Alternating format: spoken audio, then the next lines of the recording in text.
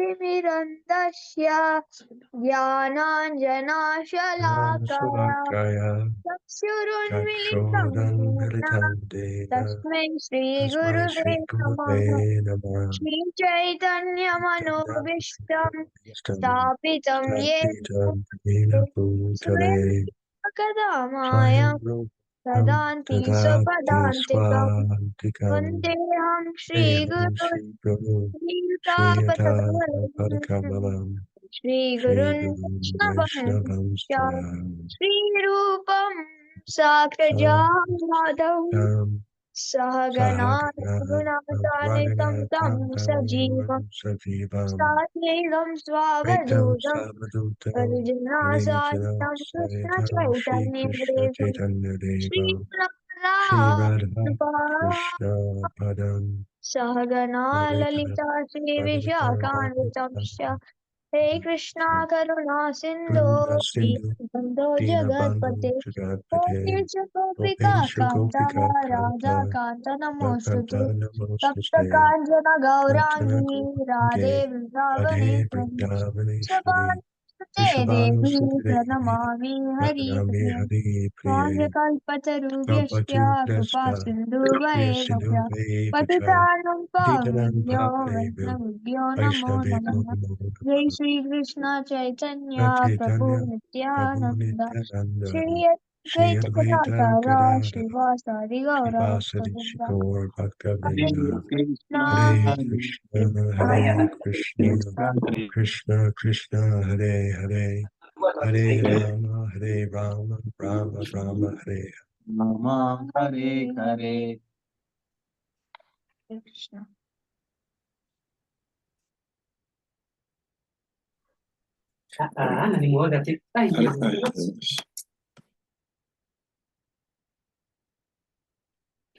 Oh, Hare Krishna, everyone. Welcome, everyone, to today's session.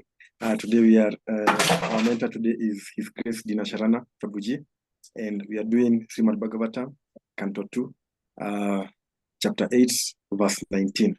Welcome, everyone, and also those that will join and those that will see it in the online session.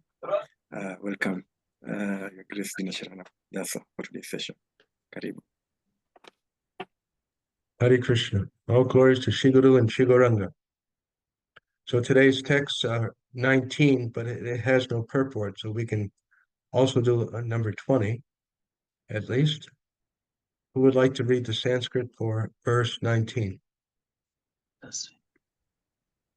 Hare Krishna. Om Namo. ॐ नमो भगवते वासुदेवाय। ॐ नमो Om भगवते Bhagavate वासुदेवाय। Vasudevaya. ॐ नमो भगवते Bhagavate वासुदेवाय। Vasudevaya. नारायणं नमस्कृत्यं नरं Namaskritya चैव नरोत्तमं देवीं सरस्वतीं व्यासं ततो जयमुदीरयेत्। नष्टप्रायेषु भद्रेषु नित्यं भागवत सेवया भगवते उत्तमश्लोके भक्तिर्भवति नस्तुति। तत्त्वनं परिसङ्ख्या लक्षणं हेतुलक्षणं पुरुषर्यामवेदे योगस्याध्यात्मिकस्य च।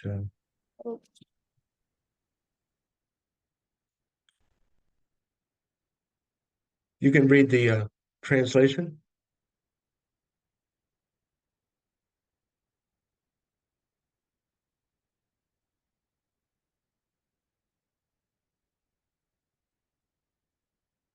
Dr. Muga, would you like to read the translation?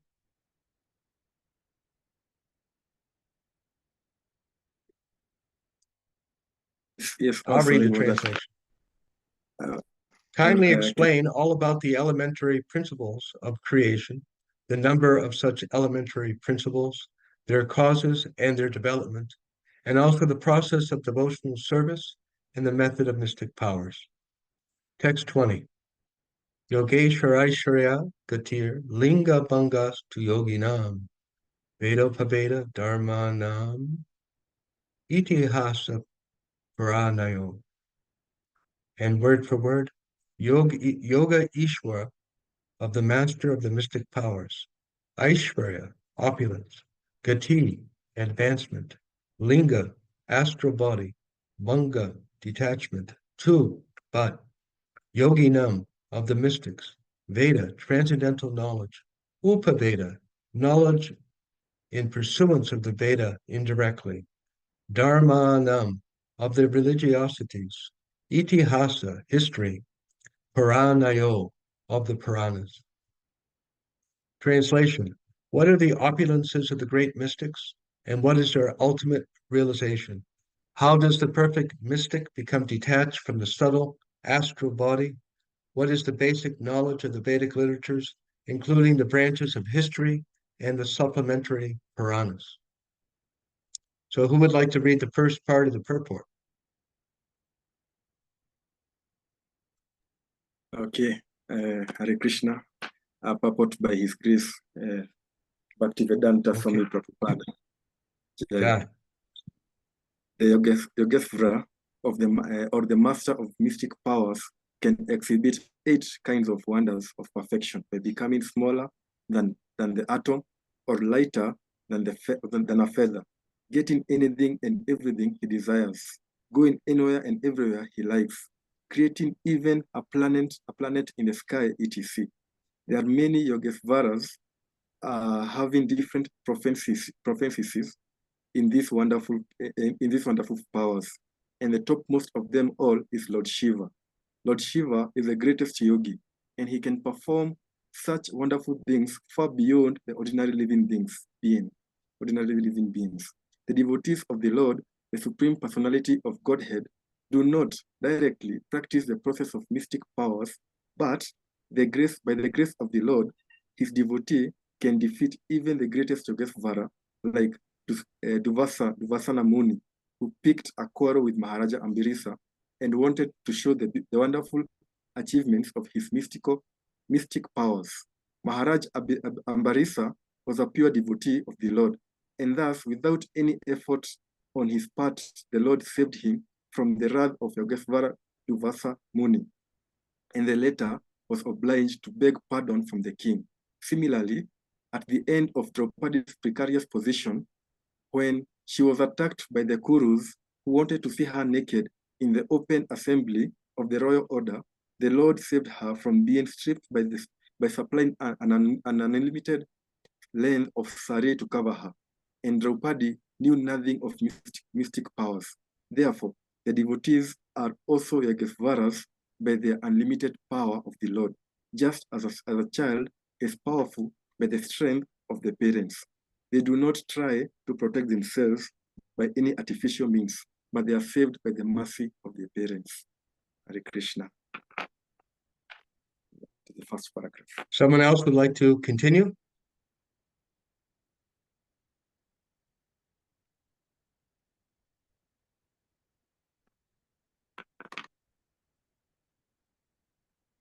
I'll read the last paragraph.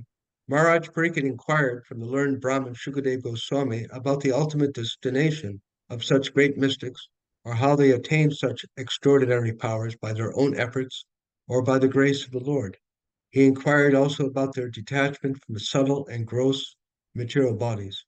He inquired also about the purports of the Vedic knowledge.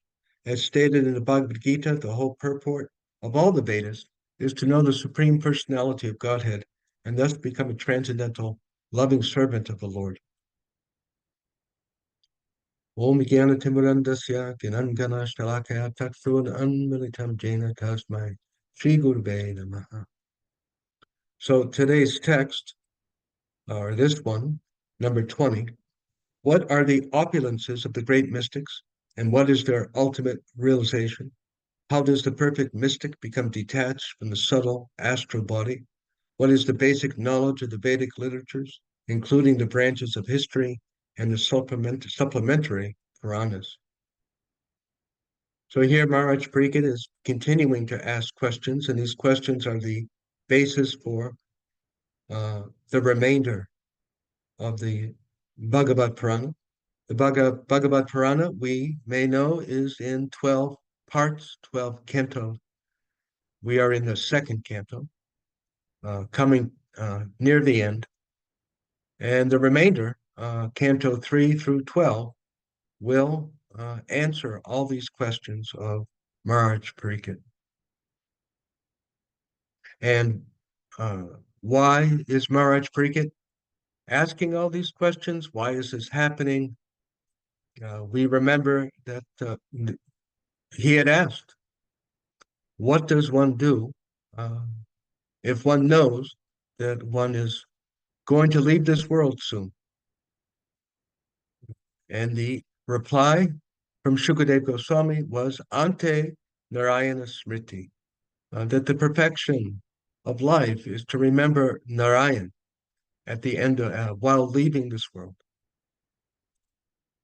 And the process of remembering him begins with hearing and speaking. So that's just exactly what Maharaj Pariksit is doing and what we are doing right now. This is our process. At the end of this purport, Srila Prabhupada writes, what does he say? As stated in the Bhagavad Gita, the whole purport of the Vedas is to know the Supreme Personality of Godhead and by doing so, become a transcendental loving servant. So I think this gives us an understanding of one main reason hearing Krishna Katha, hearing about Krishna is so important, because by doing that, we will understand him as he tells Arjuna in the 10th chapter of Bhagavad Gita, Aham savasya prabhava mata savam pravartate iti matva bhajanti mam Buddha bhava samanvitaha. It says, those who know that I am the cause of all causes, the source of everything, Buddha bhava samanvita, they serve me with full devotion. So the opposite, what would the opposite be? That those who don't know the reality of Krishna, they don't serve him. And this helps us also to understand for ourselves how we, of course, can become Buddha Bhava Samandata, how we can become stronger in our devotion. We have to understand Krishna as he is, as far as we can. Bahunam janmanamante gyanabhamam prapajite vasudevam sabambiti sa mahatma sadurlabha, Lord Krishna says. That again, he says, that those who know me after many, many births, those who come to understand that I am Vasudeva Savamiti, that I am everything, they surrender. We cannot give our soul to anything unless we want to, of course. And why would we want to unless we know about the thing? You know, if we live in a certain country, we don't. Of course, one can become drafted into the military by force. But people dedicate themselves to government service because they appreciate the country and they want to be of service to the country. They know about the country. Most likely, people who live in Japan are not so interested to serve the Kenyan government. They have no connection to the Kenyan government or the people of Kenya. So, familiarity. So here, Maharaj Pariksit is asking a few specific questions about the opulence of mystics and their ultimate realization and how they become detached. And Srila Prabhupada begins to purport with amazing information, in one sense, about these people, yogis, mystic yogis who have mystic cities, They can become smaller than the atom, lighter than a feather, getting anything and everything they want, going anywhere and everywhere, even creating a planet in the sky. There are many Yogeshwaras having different proficiencies, and the topmost is Lord Shiva.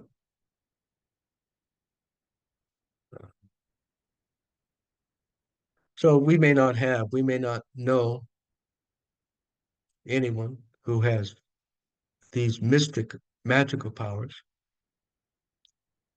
I think there are some, we do hear minor mystic powers, people who can read other people's minds and who can see things at a distant place. There was a person 40, 50 years ago. His name was Yuri Geller. He could bend spoons with his mind. He could metal spoon, he could bend it. And in India, there have been a few yogis who could make gold, a little bit of dust or something small. They could make it manifest. But even besides these, I mean, we see there are people on Earth right now who, they can almost hypnotize you. They can convince you of anything. They can make you think things. If you watch these magicians, if you go on YouTube, you look up magician. So some of them, uh, they're able to influence the thoughts of others. They can make them think of a certain number or make them think of a certain color. So that's a kind of mystic power to be able to do that. But here these are very powerful yogis. And I have a little familiarity, at least theoretically, with how they do this. Just like we see by meditation, um, researchers or inventors, scientists sometimes, or philosophers, by meditating for a long time, they think about this, how they could solve some math problem or how they could make some kind of material which is superconducting, uh, and they think, and they really do. They meditate just like yogis. They think, they think, and uh, you could almost say that they become one, or they become so intimately familiar with the different materials and the different pieces of the puzzle, so to speak. Uh, and according to their past karma, uh, they're able to synthesize and come uh, to learn, to know about what it is that they're meditating upon. So these yogis, just like we hear about yogis who go into the water up to the neck, ice cold water, but they stay warm. So what they do, some of them, is they very intensely meditate on a flame. This ability of concentration, even a little bit, if you or me or anyone, if we practice meditating on one thing, it doesn't matter what it is. This is not spiritual. You know, like behind me, there's that sun, or some spot on the wall, or a candle flame, or a sound. If we focus our mind upon that one thing for, say, an hour, or 2 hours. That's a lot of concentration compared to your next door neighbor or many other people. And it is this power of mental concentration which opens the door to mystic powers and which opens the door even to material success. People whose minds are scattered all over the place, they can't focus, they can't study, they get nothing done because they can't focus their mind. Now imagine, just like, does everyone know these magnifying glasses? They're glass. And if you hold them like over a leaf or a piece of paper, when the glass will concentrate the sunlight, so it starts a fire. So ordinarily, the sun will not make a newspaper catch on fire. But if you get a piece of magnifying glass and focus it, that same sunlight will turn into concentrated heat. So all of us, our mind, our mind is like a machine or it is like a tool.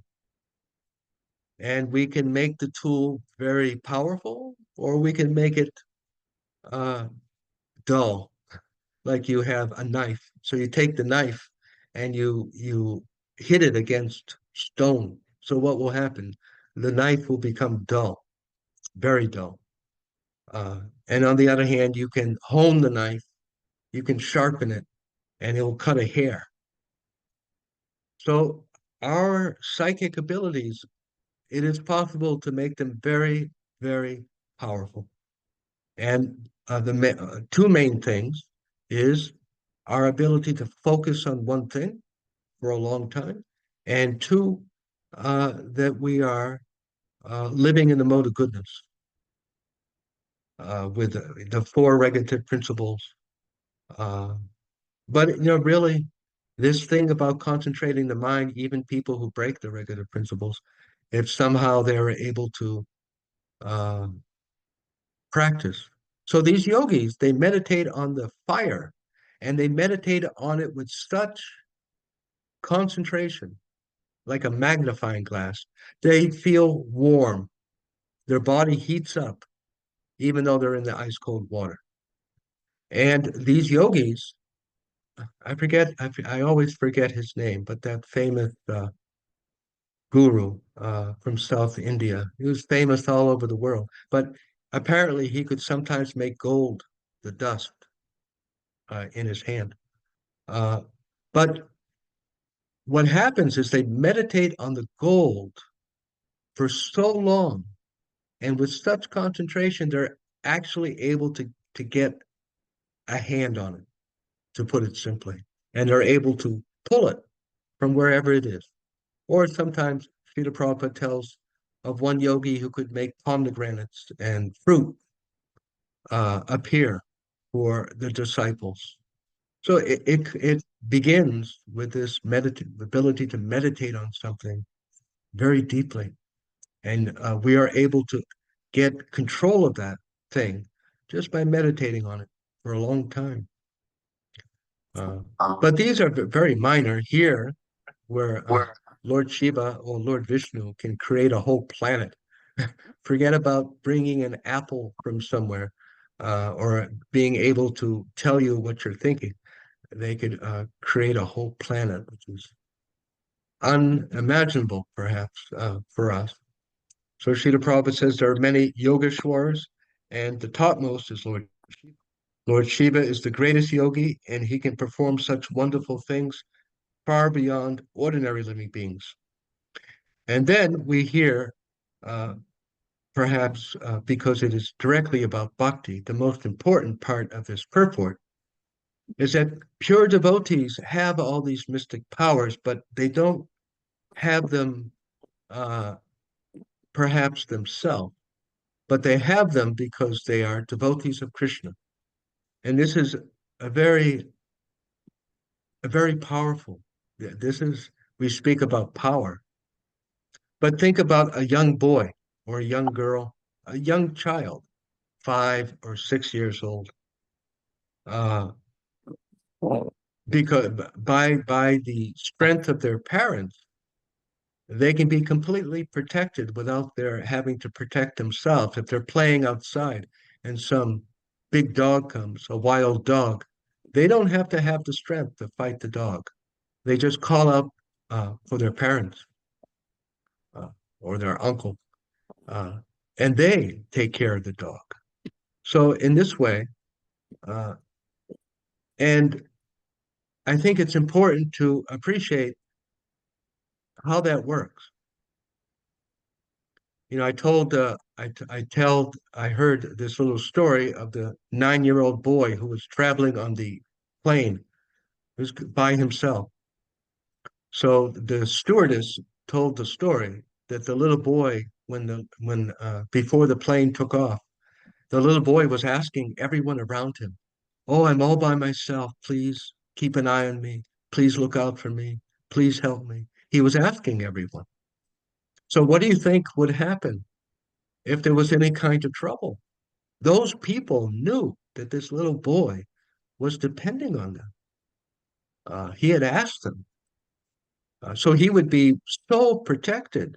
There would be so much help coming his way because they knew. And so this is Lord Krishna. He says, Yeyatamam prapadyante vasudevam yeyatamam prapadyante. That those who, according to how we surrender, he reciprocates. Krishna knows our heart. He knows how much we are truly, honestly depending on him and not trying um, and not depending on someone else. Why should Krishna not respond? We respond. If anyone asks us for help, if we have a little niece or nephew, or we have our son, and we know that they're depending on us, we help them, don't we? You know. So what about Krishna? If he knows, oh, my devotee is. So what does that mean? Not depending upon anyone else. That my devotee is uh, not looking for Lord Shiva or Lord Ganesh or Durga Devi um, for help, only looking to me as far as worship of a higher being. And even more than that, here's an example. Suppose we need money. We have to pay the bills, pay the rent, we have to buy the food. So perhaps if we worked 10, 12 hours a day, we got 2 jobs, that would be good. Uh, but we know that if we work 10, 12 hours, we would not have good sadhana. Our Krishna consciousness would probably suffer. And so we may, and we should, uh, depend on Krishna. That, oh, Krishna, I don't know how I'm going to pay my bills, but I don't want to uh, stop my devotion. I don't want to uh, stop chanting my japa and hearing about you. So I'm going to depend on you. I'm only going to work 8 hours a day. And whatever happens, I will accept that as your will. So then, uh, because we don't necessarily have to do everything. This is our mistake sometimes. We think that we have to do everything. If I don't do something, how could I get money? But Krishna could arrange all sorts of things, so you don't have to necessarily uh, use your time. You know, he could send a friend who says to you, "Oh, I have this business." You could be at home, and if you could just answer the phone if it rings and talk to this person, I will pay you so much. Or who knows what could happen? You might find a bag of money. Who knows? But somehow or other, Krishna can uh, help us without our direct effort. And he will help us more if we think like that. You see, a lot has to do with our attitude. Or suppose we have some disease, we have some health problem, and we can't find a solution. So we may stop struggling with it and just say, "Oh, Krishna, I just depend upon you. Whatever. If somehow I can feel better, that would be very good, but I'm not going to fight this." So this is surrender to Krishna. This is serious surrender to Krishna, and he knows. Now, the thing is, we have to be willing to accept Krishna's will. Uh, it may not turn out the way. In other words, we can't um, we can't force Krishna to do things, and we can't expect that everything is going to work out the way we want it to. Like a child may think that on my birthday I should get everything that I want. So a child can think that. but, but usually that's not what happens. The parents will give what they can and give what they think is best. So the devotee has faith that Krishna knows what's best for me. So I put my trust in him and I look to him help, to help me, and he will. But it may be that according to my past activities and according to what lessons I need to learn, uh, Krishna will reciprocate accordingly. It may be that Krishna feels that it's best for us to suffer with some disease for a few more weeks or a few more months or a few more years, and then it will go away. Or it may be a week or 2 weeks or 2 months until we get a new job. Uh, but the devotee accepts that, uh, number one, uh, I'm getting more than I deserve. And number two, Krishna is leading me in my life in the best way for my uh, going back to the spiritual world, for becoming free from the cycle of birth and death. And over the course of years, um, or maybe shorter, um, we experienced the truth of that, the reality of that. We can, we can, it is guaranteed that Krishna will help us remember him. It is guaranteed that Krishna will always help us to uh, appreciate him. Uh, we can always depend upon Krishna to lead us to peace and inner joy to the extent that we accept his instructions. These things we can 110% trust in Krishna to always bring up our way. We can also trust that somehow we will be able to eat, we'll have something to eat, we'll have some place to sleep. And in times of great danger, he will send protection. Serious, critical, dangerous situations. In general, Krishna will arrange for us to be protected. Although it may be time for us to leave this world. We all have to leave this world, and it could be that at any time, Krishna decides that it's time for us to go. But we cannot depend upon Krishna to always fulfill our desires, this job and this place to live and this uh, amount of money, etc. that is all very complicated according to our past actions and whatever Krishna thinks is best for us. So the point that Srila Prabhupada is making here is that this Maharaj Ambarish, he was not a yogi like Durvas Muni. Durvas Muni had tremendous mystic powers. He was a very strong devotee of Lord Shiva. He could travel to Vaikuntha. He had all magical mystic powers. And Maharaj Ambarish did not.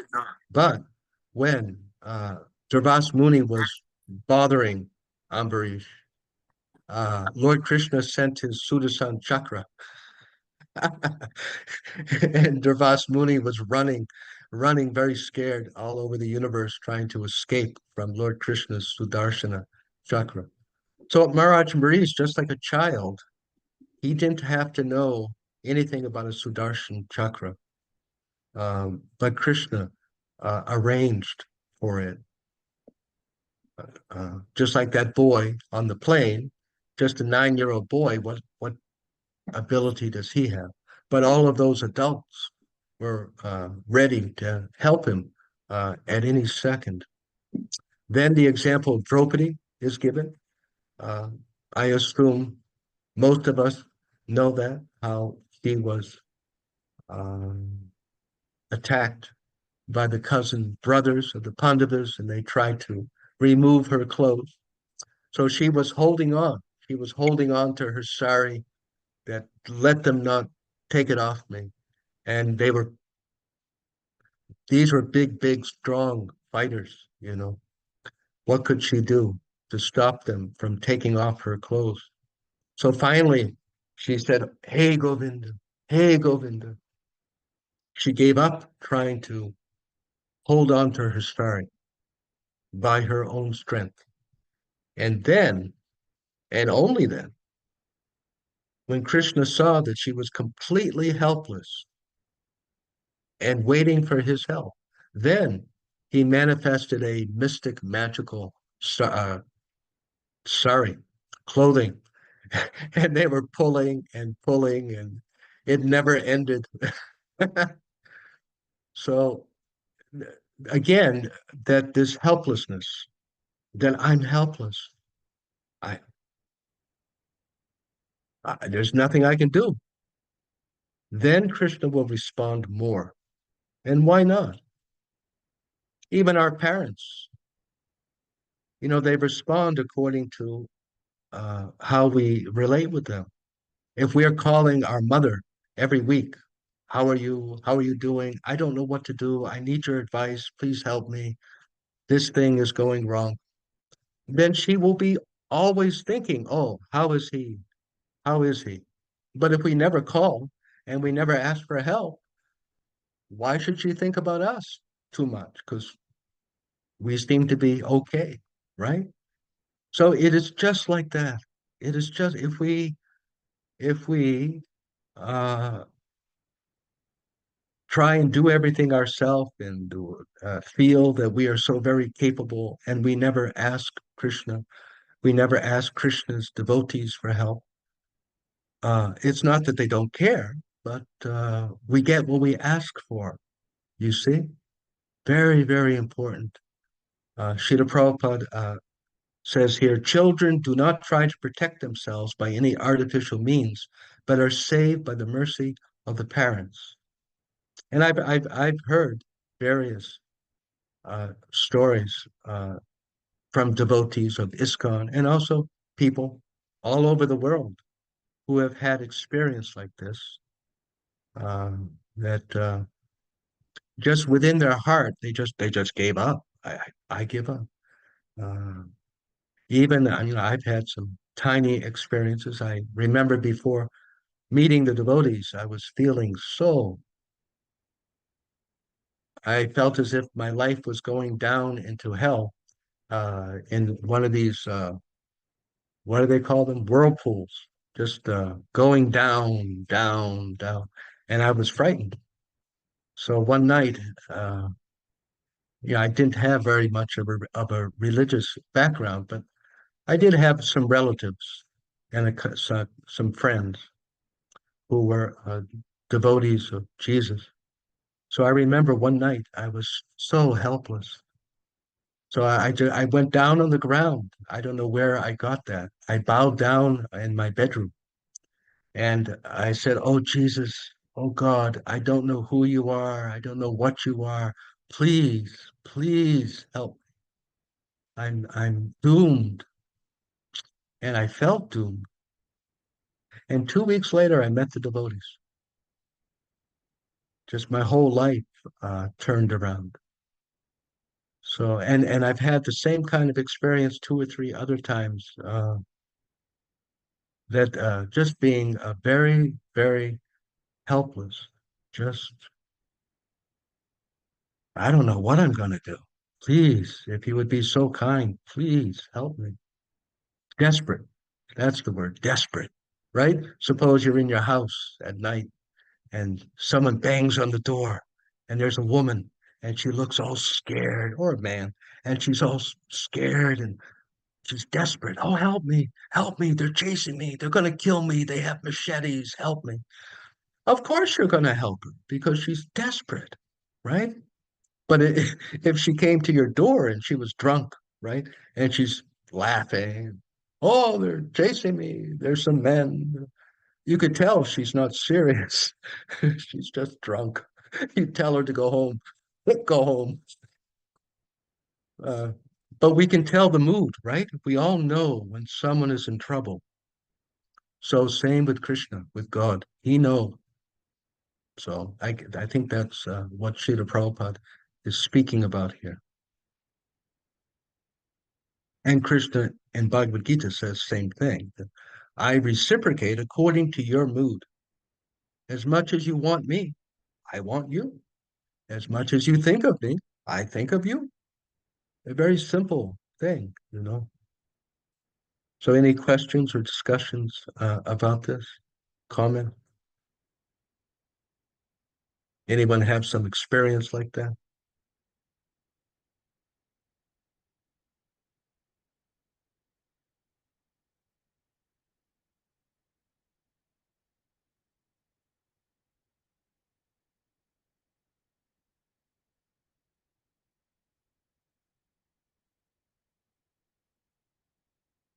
So otherwise, I'll go on to the next verse.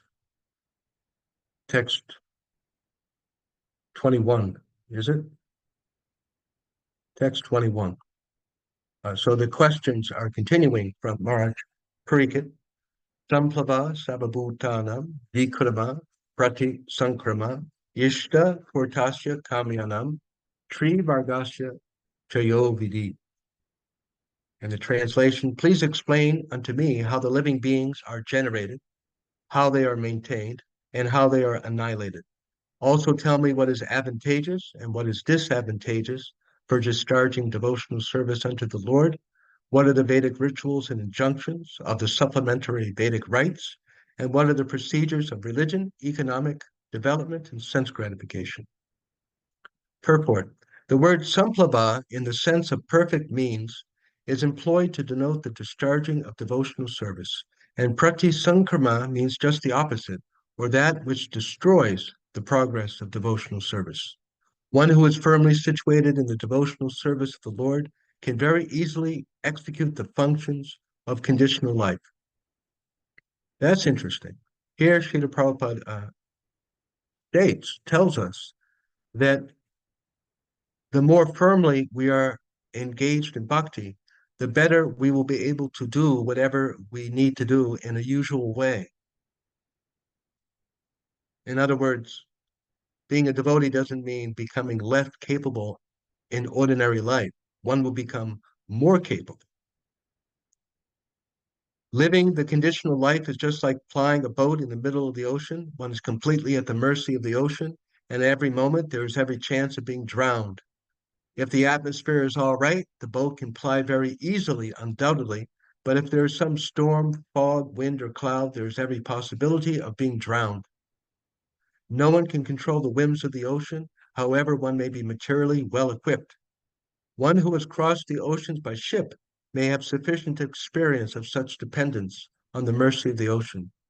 But one can fly over the ocean of material existence by the grace of the Lord very easily, without any fear of storm or fog.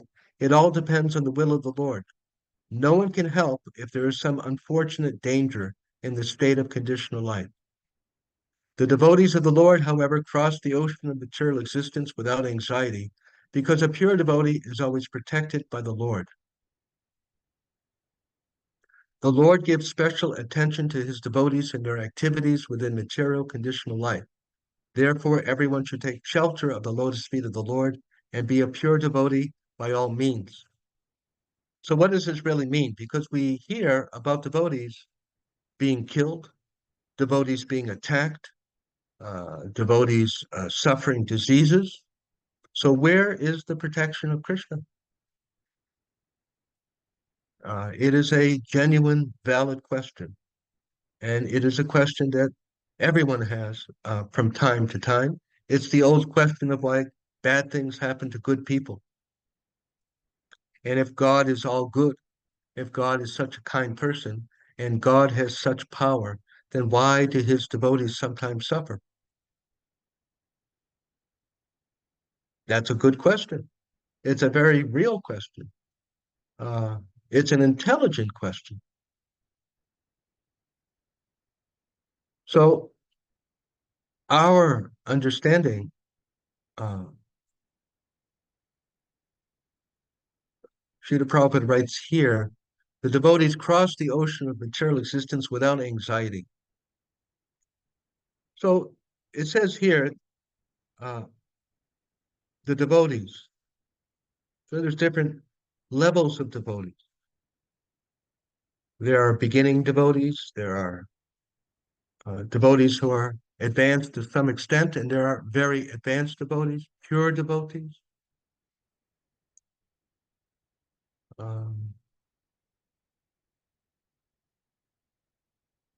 Just like I've heard some Christians, certain, there's so many different groups. There's Methodists and Episcopalians and Baptist and Pentecostal, so many different groups. So there's one particular group, a small group, and they believe that you don't have to do anything. Just believe in Jesus. That's all you have to do. If you believe in Jesus, you will go to heaven. You can do whatever you want. You can live however you want to live. But just believe in Jesus. So not even Jesus says that. I've read a good part of the New Testament, and Jesus says, if you want to be like me, then pick up the cross and follow in my footsteps. That's what he says. But yeah, because we can think whatever we want. If I want to think I'm a rabbit, I can think I'm a rabbit. God has given this ability that we can think things. So they think, I just have to believe in Jesus. So this is not correct.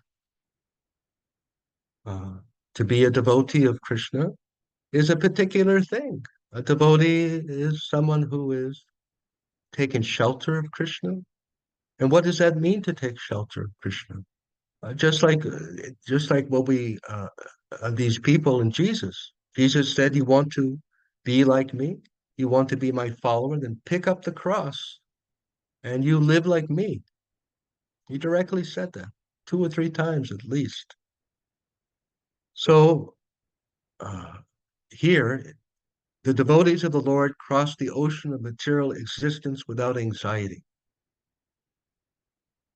Uh, to put it simply, uh, as we are instructed by Srila Prabhupada and by Lord Krishna himself, to take shelter of Krishna means, in part, to accept his Bhagavad Gita. It means to actually believe it and understand it. Just like the Christians have their Bible, the New Testament, and the Hebrew, the Jewish, they have the Old Testament. And so we have Bhagavad Gita. And for someone who is, to the extent that we truly accept Bhagavad Gita, we will have that much less anxiety no matter what happens, because we understand that like this, just this simple thing. If we accept Bhagavad Gita, then we know this world is a place of suffering, and it always will be. It doesn't matter whether I'm a devotee or not a devotee. This everywhere, it's guaranteed that there's going to be suffering and trouble. So I know that as a devotee. Krishna tells us this besides our own experience. And we also learn from Bhagavad Gita that I'm not part of this world, really. I'm in it and I'm very close to it, but it's not me. And I'm not meant to be here. I'm meant to be there's a spiritual world where I'm meant to be. I'm meant to be with Krishna. And in that spiritual world, there's no troubles, no problems, no anxiety. Everything trouble that's happening is happening to this body, not me. Of course, we feel it, but to the extent that we accept Bhagavad Gita, it becomes much less painful.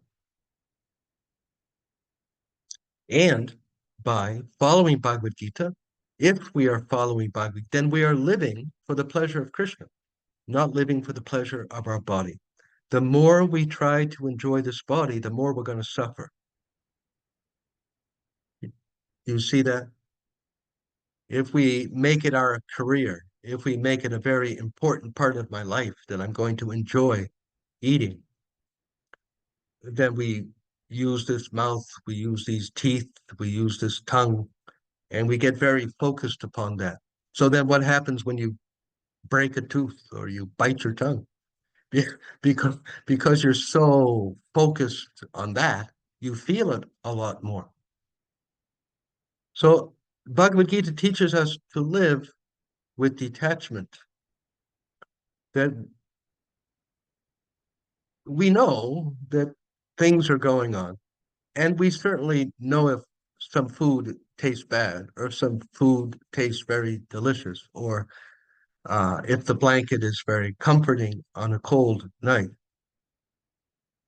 But the devotee of Krishna, uh, according to our level of advancement, it is not the main focus, the pleasures and pains of this body.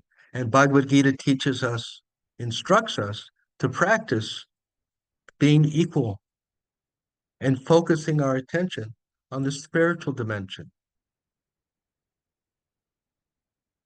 putting our attention on Krishna and the spiritual world and our spiritual identity, away from this body and away from this world, which doesn't mean being irresponsible, but it just means our attention is somewhere else, mostly. Just like someone, when you ride in I don't know what they call them there, but the taxi, the hired car. So you're in the back, or maybe you're in the front, and you're busy with your phone, or you're busy thinking about what you're going to do, and the driver is driving, not you. So in the same way, the devotee who surrenders to Krishna, part of that surrender to Krishna is practicing this spiritual consciousness. And this spiritual consciousness will free us from so much suffering. So in this way, Krishna protects us from the suffering of the world as much as we practice that protection. And besides that, Krishna certainly does help devotees find a way to live in this world. For sure, that somehow, some place to live, some food to eat, some health. We have some health problems. Krishna will help us. But he especially helps us with his divine wisdom. Samsaradava nadalidaloka tranaya karunya ganaganatvam praptasya kalyana gunanavasya vande goroshi kalinadavinda. I offer my respectful obeisances unto the lotus seat of my spiritual master, who is delivering me from the samsara, the burning fire of material existence. Samsara dava nadalidaloka, who is lifting me up from this suffering of the material world. And how does he do that? How does the guru do? Does the guru come with his two arms, and does he pick us up? Do you see gurus carrying devotees in their hands? No, this is poetry. But he picks us up with the divine wisdom. And as much as we accept that wisdom and try to understand that wisdom, then samsaradava nadalidaloka. Guru Mukha Vakya Chiteti Korea Aikya. We sing the prayers to the Guru. Guru Mukha Padma Vakya Chiteti Korea Aikya. Shri Guru Charani Rate E Se Uttamagati. My only wish is to have my consciousness purified by the wisdom coming from you. Shri Guru Charani Rate. Attachment to your lotus feet is the perfection that fulfills all desires. So what does that mean? What does that mean to you, being attached to the lotus feet of the spiritual master? Do you glue your head to his feet? Do you put glue on your hands? You're attached? No, it means the instructions. The instructions, that is it. What is that? Divya Gyan Ride Prakasito. The spiritual master is destroying the darkness of ignorance. So this is the meaning of Guru. And Krishna, he is Adi Guru. As much as we accept and understand this wisdom, we will be freed from so much suffering, and we will feel cheerful. We won't feel so put down and depressed by the difficulties of life, which is wonderful. What a wonderful thing. So Srila Prabhupada says, therefore, everyone should take shelter of the lotus feet of the Lord and be a pure devotee of the Lord by all means. And by this process of our japa and our kirtan, we become taken beyond to some degree, or to a large degree. We are lifted up and carried above material existence. But still there's waves. Even we're on a boat. I've had chronic health issues from time to time. Many devotees have difficulties that are chronic year after year. But so much easier because of the practice of bhakti yoga, of Krishna bhakti. So when you're on the ocean, we may be on a boat and we're crossing the ocean. We are, but there's still waves.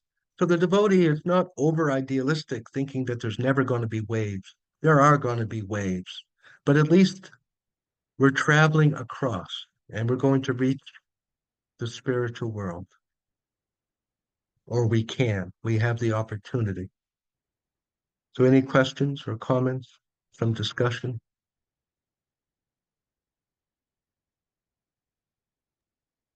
Hare Krishna, Prabhuji. Thank you for your very nice discourse as usual. May I ask a question that's not Certainly. related to, okay. So, Prabhuji, I was wondering, the soul is a silent witness in us, right? Yes. And I was wondering, why does the soul become attached to the physical body? Good question. Because we want to enjoy it. Just like if you're renting a flat. So the more we try to enjoy that flat and we forget that it's rented, that we're going to move, uh, then we tend to become more attached to it. So the more we try and enjoy this body, we were discussing that, then we become attached to it. It's a mystical connection that Krishna allows. I mean, we are spirit, but because of our wanting to enjoy this body, or even out of habit, uh, Krishna allows us to be stuck, stuck very close to it, or feel so close to it. Um, the narrative in the fifth canto is a wonderful narrative I like to read again and again about Jud Bharat. He is self-realized, and he is living separate from the body. And what he talks about and the way he talks is very helpful to understand. And he was speaking with the king, and so the king asked the same question. He's, he said, "Well, why? Okay, I'm spirit, but why is it that it feels like I'm this body?" And so that was the answer, because you're too attached to this body. You have to practice, practice. Same thing that Lord Krishna says in the 14th chapter of the Bhagavad Gita. Lord Arjuna asked that how can I be transcendental to this body? And Krishna gave a very simple reply. He said, you have to practice being neutral, that whether there's pleasure or there's pain, whether you feel sleepy, whether you feel awake or you feel depressed or you feel happy, just watch it go by. Don't get involved with it and think of me. So it's a practice, just like exercise. I mean, it's something to do, something to learn. I even heard a story of, it's true. I was reading some astrology book. So they were telling how their grandfather in India was having an operation on his toe without anesthesia, and he was reading the newspaper. So it's practice, just practice putting the mind elsewhere, even mechanically. We get too involved. We see people, every little, just every little touch, this, that, it's horrible for them because they're so focused on the body. Even, isn't it? Sometimes we're very like cooking. You're busy cooking, and you cut your finger and you don't even know it. But if you were just sitting on the couch and you were just kind of doing nothing, you would probably notice getting cut right away because your mind is right. I Any still, other? sorry, Prabhuji, please go Yeah. ahead. No, go Mm. ahead. I still feel a little bit confused because I just thought that the soul um, is divine, part of divinity in us. And if the soul is getting attached to the body, then doesn't that doesn't that feel like how the physical body feels like us here in the material world, how we get attached to family and all of that? Yeah. Yeah, well, of course, there's a layer there. There's us, we are the soul. And then there's the mind, the psychic subtle body. And really, it's the subtle body that gets attached. We are, when you watch a movie, so there's us, and then there's the movie, and we're watching the movie, and sometimes we get very involved, and then some particular character, we sometimes we cry, sometimes we laugh, because we're so involved in that movie, but of course we're separate from it. So technically what's going on is that there's us, and then there's the mind, and then there's this body. So the mind, it's really what's happening is that we're identifying with the mind, which is feeling the body. And so then you may say, well, okay, well then how come we're attached to the mind? Ultimately, it's because of our envy of Krishna, because of our rejecting Krishna, because of our wanting to be separate from him. And originally, and then right now, it is because of habit. We've been doing it a long, long time. Uh, so originally, we wanted to have some kind of separate existence from Krishna, so he arranged it, and we have been involved with it for a long time. And now we're very used to, we say, I'm depressed, I'm angry, I'm in pain, I'm happy. But most of that is this mind. It's not us. It's like we're watching the movie screen, and then when something happens on the movie screen, we're saying it's us, or when we're driving a car and then another car hits the car and we get out and we say, you hit me. Why did you hit me? And the person says, what are you talking about? I didn't hit you. My car hit your car. What are you talking about? I didn't hit you. You were inside the car. But we identify. Just like parents with their children. The children are doing good in school and the parents are very proud and they're bragging to their friends. And when when the child is mischievous or in jail or the child is getting bad grades, no one wants to talk about that because they're identifying with the child. But of course, the child is not them. So it is a long habit of identification. It's a habit. Does that help a little? Yes, it does, Prabhuji. Thank you so much. Yeah, it's just for so long. So therefore, it takes some practice to, like you say, to actually feel like we're watching instead of feeling it. But it can be done. It can be done because, of course, we are separate. Thank you. Even I've heard women during childbirth, they put their consciousness at the top of the ceiling or just take my attention away from this body. I mean, it's not funny, but I'm just saying that, just practice putting the mind away from the body. At least we get some direct experience. Oh, this is wow. I read some story. A man was in a very bad car accident, and he had what was called internal. Uh, it's like where you get your head cut off, but your head is not actually cut off. The spinal cord was so badly damaged. What is that called when you get your head cut off? I don't know. But anyways, it was as if his head was cut off, but his head was still connected.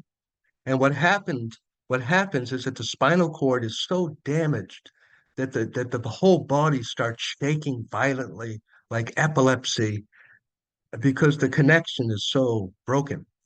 And he was a little bit spiritually wise. He was part of some spiritual group. And he had been practicing being separate, and he knew that if I move, I will be dead. So he practiced what he learned and just put himself, and the doctors could not believe that he survived. And he said, that's because if I had moved, I would have been dead.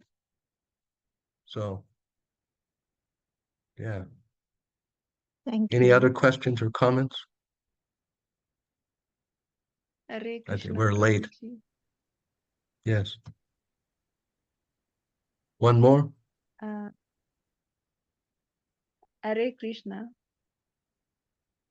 Hare Krishna. They say the spiritual world is bigger than the material world, like 3/4 the material world. So how big, in which dimensions, or what do they mean when saying that? My ears are not working so good. I didn't hear you very well. Could someone repeat it or could you speak louder? Oh, I was asking, they say the spiritual world is bigger than the material world. In which dimension? Maybe you can explain that. Yes, three times as big. Just like if you have a piece of an apple and then there's three other pieces. So the three of them together are the big part. So the spiritual world is three times bigger than what we see. Actually, it is described as infinite, but just for comparison. It's very, just, when this whole material world is compared to a cloud in the big sky and the big spiritual sky. It's just when you go outside, you look up, you see the cloud. So this whole material world is just a cloud in the spiritual sky. And there are many clouds, very small, and it's very bright and beautiful there. It's always no monsoons or typhoons. Natad bashate suryo, nashtanko napavaka, yadgatva navartante, tadam padama. That abode of mine is not illumined by the sun or by electricity or by the fire. And one who returns there never comes back to this material world, Lord Krishna says.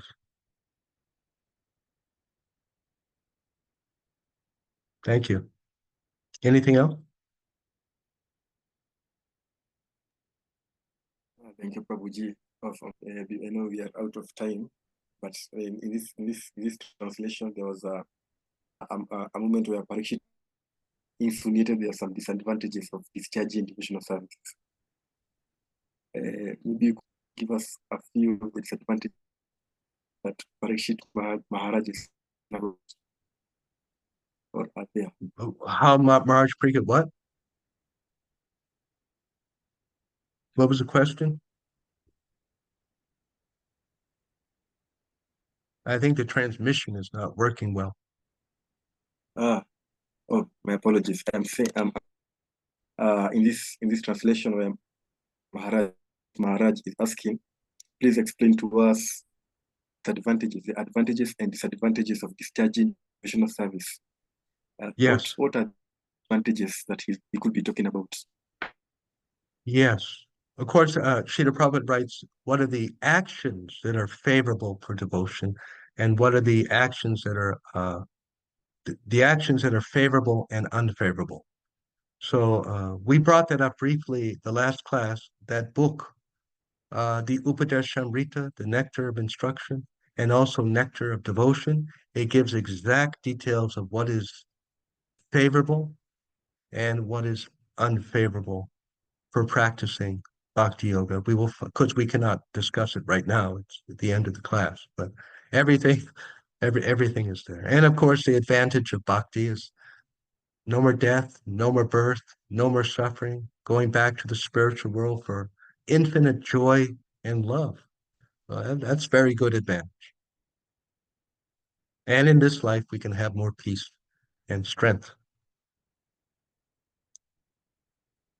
All glories to Sri Guru and Sri Gauranga.